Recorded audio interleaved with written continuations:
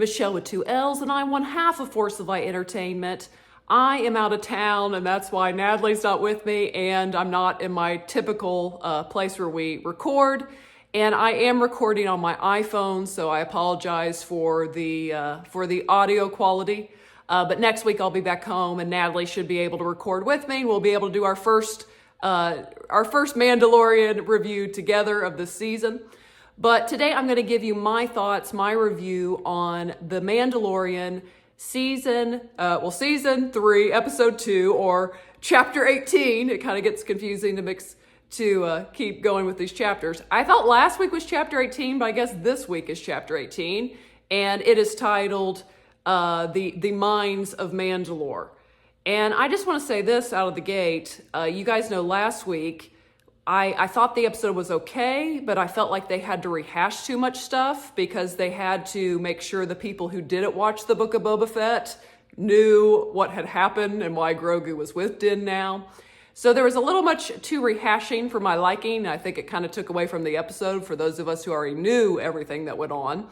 But I personally liked this episode way better. This is more what I've come to expect with The Mandalorian, a fun, full of heart adventure like tales. Again, these are the adventures of Mando, Din Djarin, and Grogu. It is what it is. You're, as I said last week, you're in it or you're not into it. But I thought this one was truly a return to form and just like a fun adventure. Because in this one, we've got Din Djarin and Grogu as they are on their way to Mandalore. And going to Mandalore, so as last week in the Apostate episode, we know that Din, in order to get his redemption, has to bathe in the waters of Mandalore. So he's on his way to Mandalore, and he goes, they go to Mandalore, and I just want to say, I thought that was really cool. I thought the way they made Mandalore, and it's kind of like this ancient city, these ancient ruins at this point. It's almost like old Rome or something.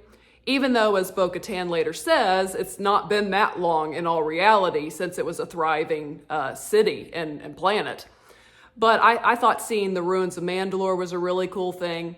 And the only negative I would say is in this episode, Din Djarin is really just kind of a plot device.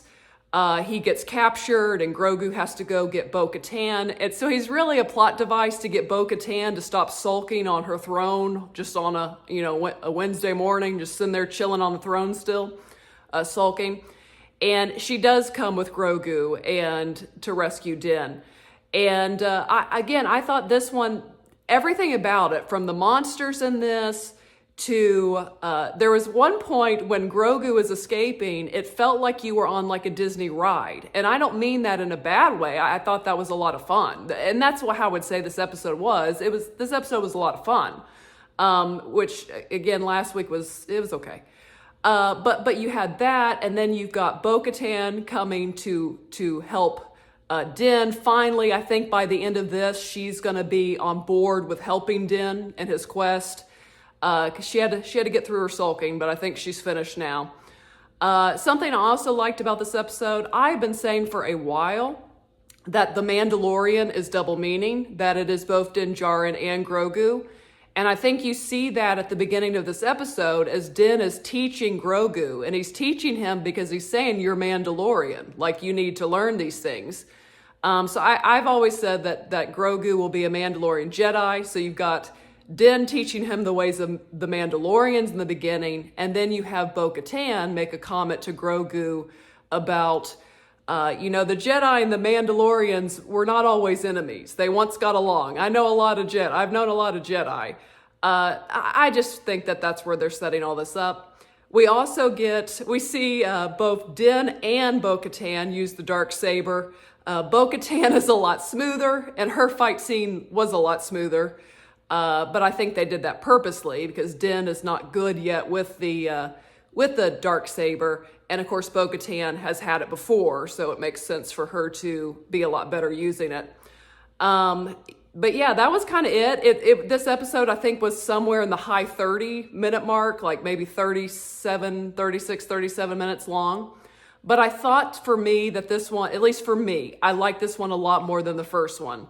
And it does, I think by the end of this, we're set up with Bo-Katan joining Din and Grogu and this, whatever they're going to do. We'll see where they go with this in Mandalore. I don't think they're finished with Mandalore quite yet. I think we're just kind of getting started with Mandalore. I think there's a lot more to explore there, and we'll see where this goes. I think Bo-Katan clearly is going to be a pretty big character in this season, which makes sense due to her, as they point out, her coming from a royal bloodline in Mandalore.